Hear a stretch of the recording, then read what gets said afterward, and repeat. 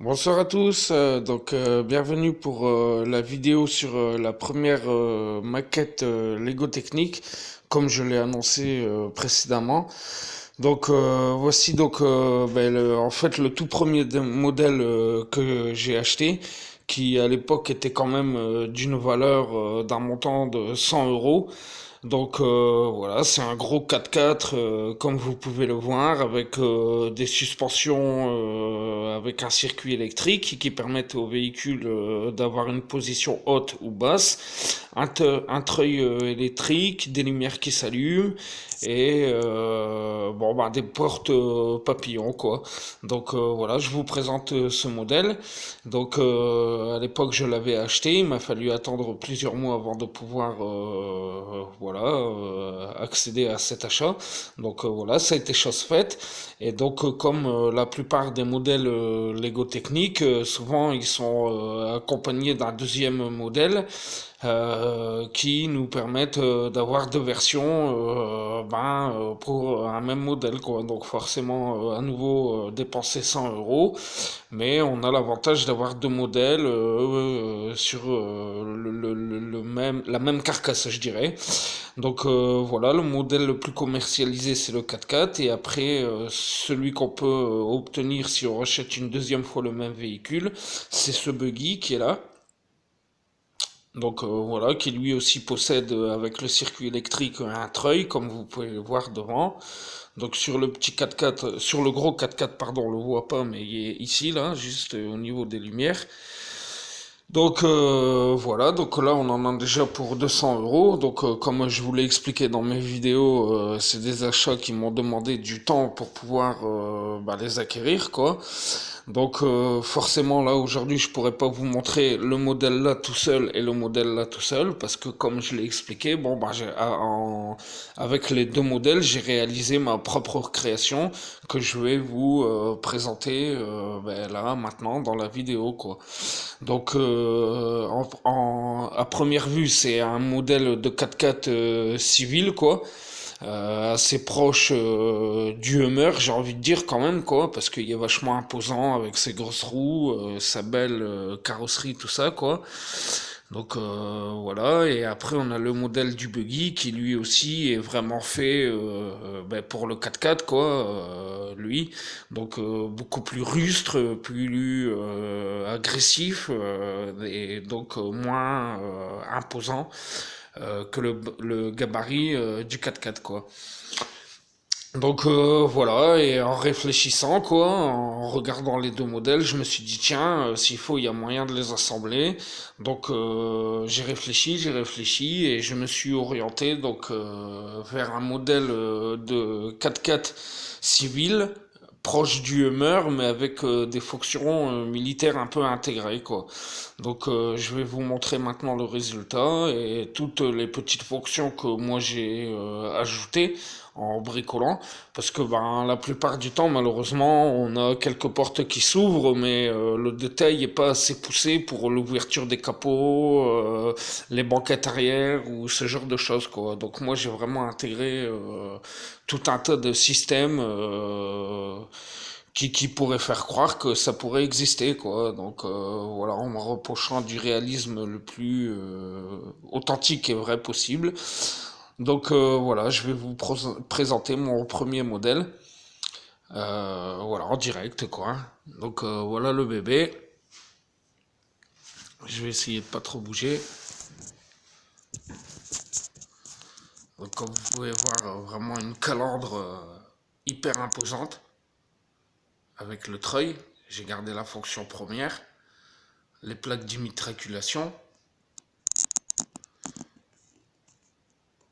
Donc j'ai gardé la carcasse du modèle d'origine, mais que j'ai augmenté en taille, en longueur et en hauteur, avec l'ajout des autres pièces. J'ai créé une partie arrière avec d'autres sièges, comme vous pouvez voir. Parce que sur le modèle d'origine, on avait une carcasse arrière, mais pas de banquette pour pouvoir s'asseoir, quoi. Donc j'ai trouvé intéressant en recréant le modèle de l'intégrer sur la carcasse, quoi. Donc je vais essayer de faire ça bien. Donc comme vous pouvez voir, les portes papillons, à l'intérieur, le siège. Donc ici à l'intérieur, le tuyau qu'on distingue au loin, c'est moi qui l'ai rajouté, c'est pour faire croire à un véhicule amphibie, quoi. Avec une sortie qu'on verra plus en détail sur le dessus, pour l'échappement. Voilà, une partie arrière, qui est entièrement modulable. Je vais vous le présenter. Et en fait, comme je voulais que ça ressemble à quelque chose de militaire, j'ai intégré tout un tas de systèmes de fusils mitrailleurs à petit calibre qui auraient pu vraiment s'intégrer dans une voiture à l'heure actuelle, quoi. Donc je vais essayer de vous présenter tout ça.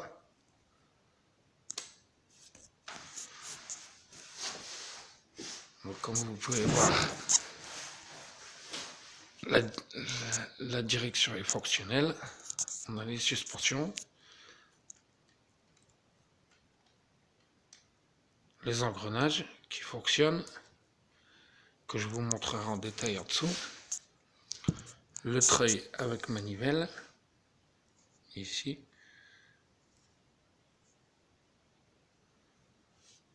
Les phares, les clignotants. Donc je prends un peu de recul. Voilà. Apparaît la bête.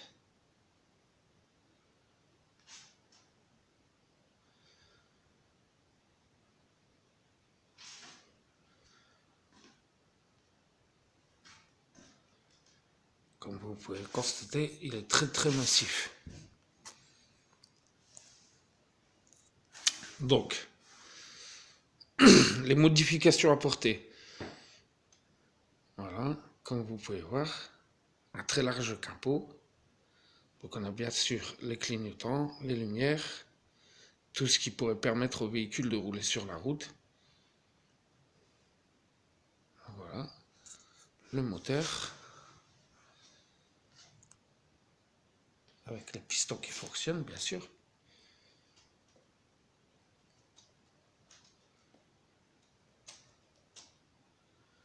Voilà, vous pouvez voir la série d'engrenages qui permettent la transmission.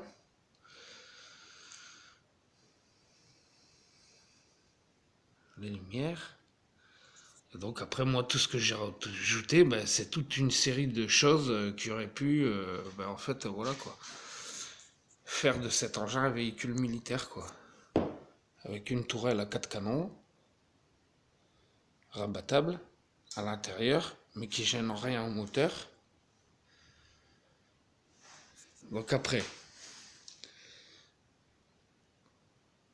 ça c'est ce qui nous permet grâce à un système de faire tenir le capot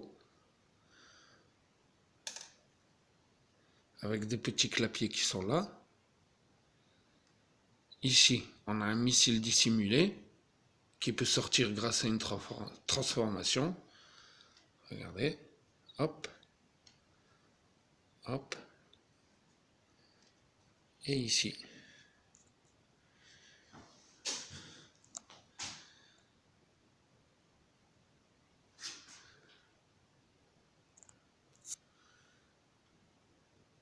Donc, comme je vous disais,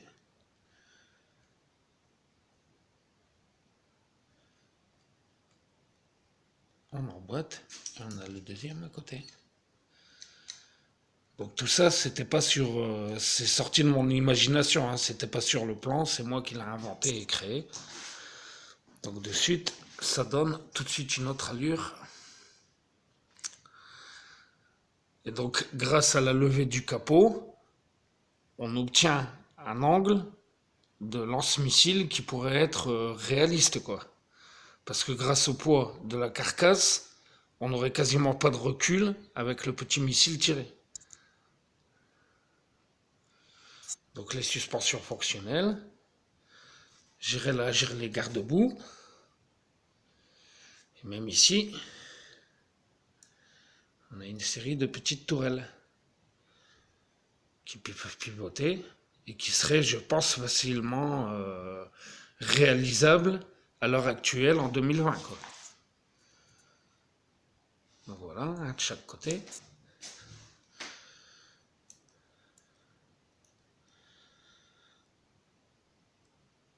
Voilà. comme vous pouvez constater. Et on garde un véhicule quand même d'aspect proche du réalisme. Voilà, le petit bloc pour les tourelles qui sont ici. Donc celle-ci qu'on peut sortir.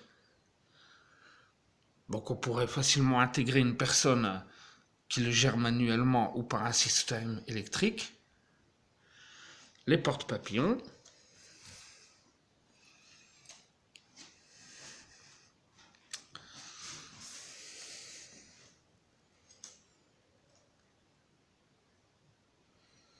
Voilà. Ici, le cran qui permet aux roues de tourner.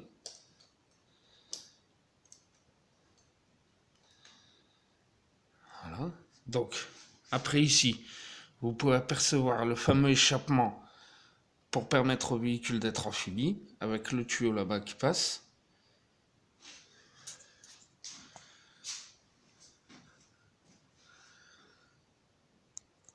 Voilà. Relié au moteur. Après l'arrière, il y a une modulation aussi impressionnante.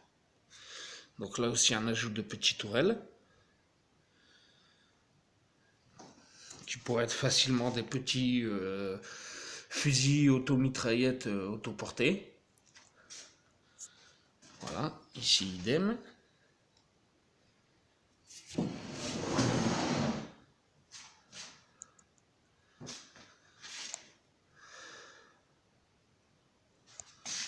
Voilà.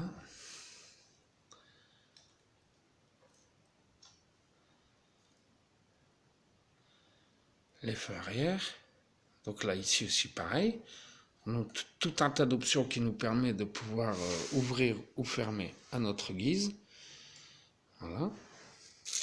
Le boîtier électrique qui permet au véhicule de se lever ou d'être en position haute. Donc là, il n'y a pas les piles pour pas qu'elles s'usent pour rien. Ici,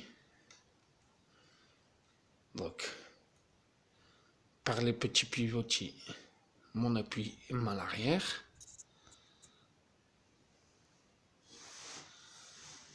Donc, comme vous pouvez le constater, il garde vraiment une allure proche du réalisme, comme je vous le disais. Donc, il faut savoir qu'après, en termes de longueur, on atteint à peu près 60 cm et en hauteur, on dépasse largement les 40 cm.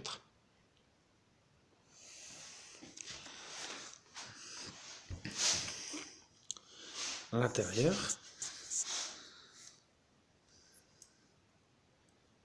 Avec le siège rabattable ou non.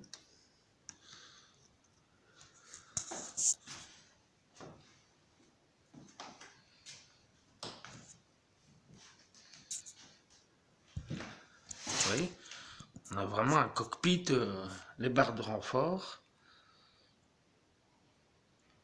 Là, ici, les vérins des porte-papillons.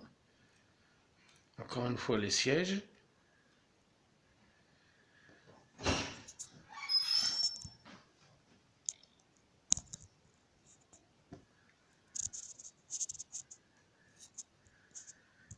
Et ici, intégré au cadre, une manette qui permet l'abaissement ou le lèvement de la machine.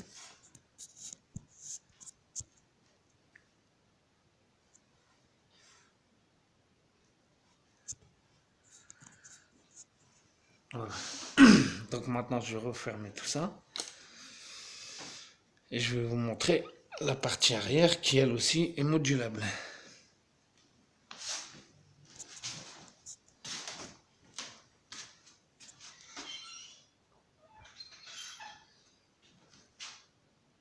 Donc on referme les tourelles.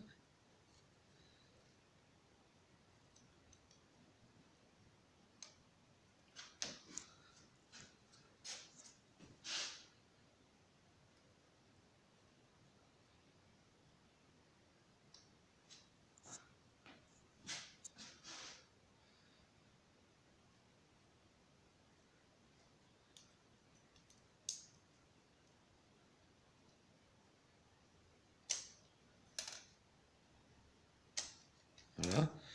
Donc, comme vous pouvez voir, c'est très facile aussi de le faire. Parce que bon, ben, même si au-delà du fait que ce soit une maquette, il faut quand même que ça reste un plaisir et que ce soit facile à manipuler pour pouvoir rapidement le changer ou en fonction de nos envies ou pas, quoi.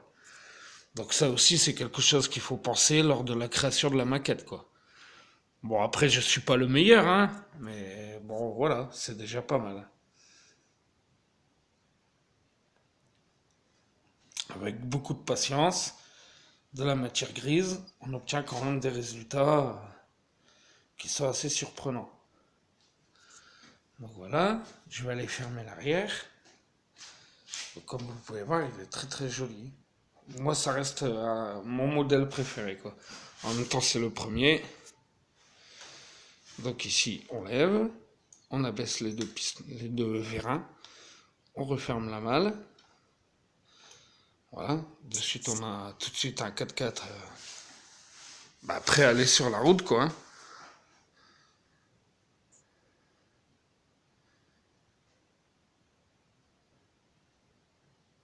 Voilà, et maintenant, la partie arrière et le toit. Parce que le toit aussi, on a des petites choses ici. Vous voyez? Des petites tourelles qui pourraient être aussi des petits fusils automitrailleurs que les pilotes pourraient accéder ou déclencher avec des manettes, ce qui serait facilement réalisable en 2020. Hein.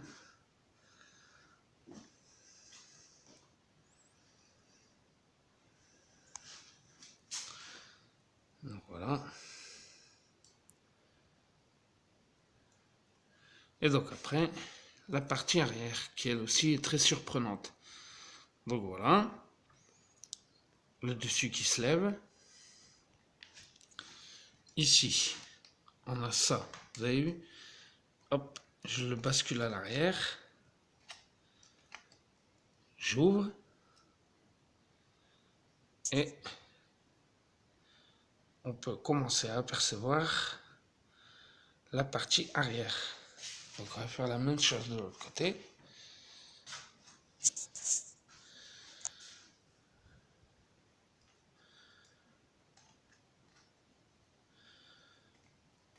Hop.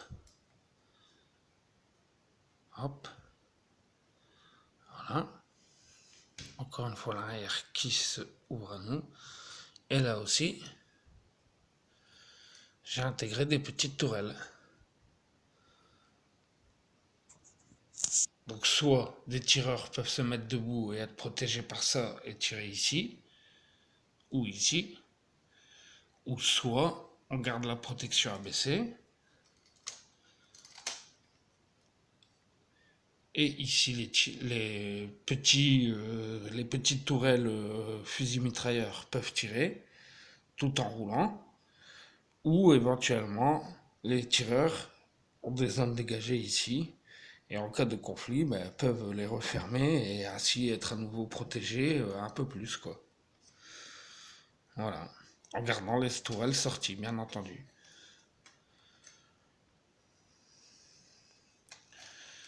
Donc voilà.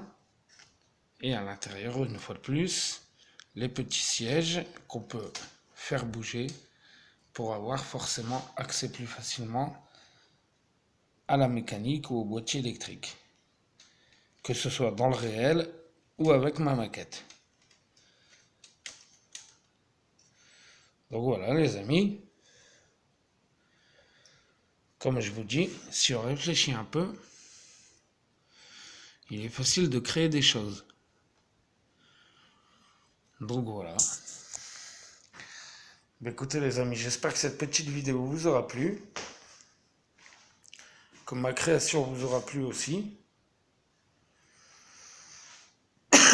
Donc voilà, après je suis pas forcément le meilleur, le plus doué, mais je pense que pour une première création, c'est quand même un modèle qui ressort plutôt joli, quoi.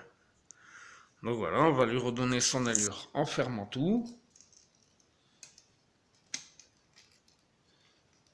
Donc voilà, petit système d'emboîtement ici, comme vous pouvez le constater là. Bon, après, c'est possible qu'on voit pas très bien. je m'en excuse. Mais si vous avez des commentaires, si vous n'avez pas trop bien vu, n'hésitez pas à me le dire sur la vidéo et j'essaierai de faire mon mieux. Voilà, je vais essayer de vous montrer. Donc ici, on a un petit piston qui va venir s'emboîter dans le trou, ce qui permet un accès facile et une fermeture facile de la structure. Donc voilà, et comme je vous le dis, une fois que c'est fermé, si vraiment ce véhicule devrait exister, on a quand même un cockpit qui est quasiment intégralement protégé, quoi. Donc on a des légères vulnérabilités sur le toit, effectivement, mais je pense que dans sa conception, le véhicule serait tout à fait réalisable, s'il n'existe pas déjà.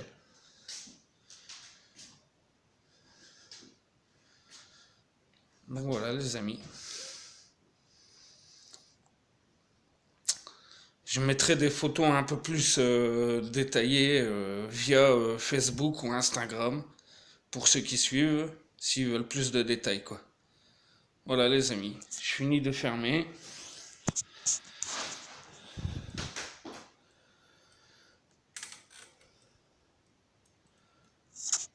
On replie tout ça. Et voilà. Ni vu ni connu.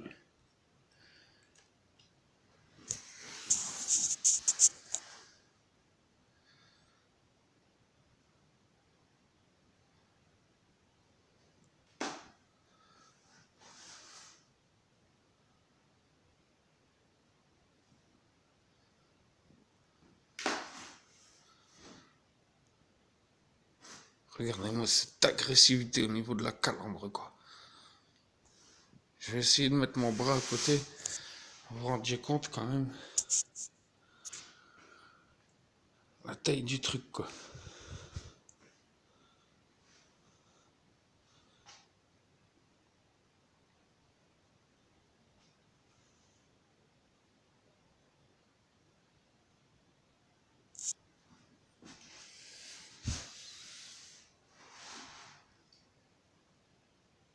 Plus grand que mon avant-bras, quoi. Alors, je vais essayer de vous montrer le dessous. Vous voyez, déjà, ma main paraît toute minuscule à côté du véhicule, quoi. Je cours à peine un quart du véhicule, quoi.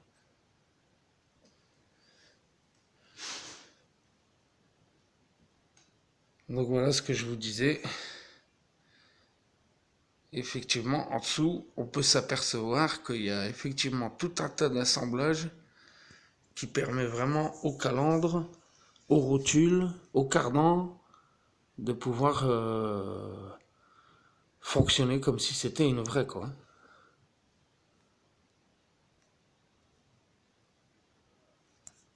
Donc voilà. Comme un vrai 4x4, quoi. On a des essieux indépendants, quoi, qui fonctionnent comme des roues motrices, quoi. Soit les deux en même temps, ou soit une indépendamment des autres. Et à l'avant, c'est pareil aussi, quoi. Donc voilà, les amis, quoi. Regardez-moi la précision de ces détails, quoi.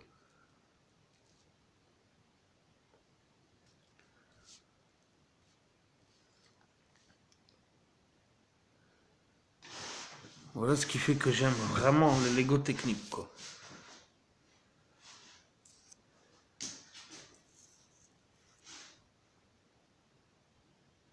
Et tout ça est relié au piston. Et il fonctionne comme si c'était des vrais, quoi. Les suspensions. Enfin voilà les amis, quoi.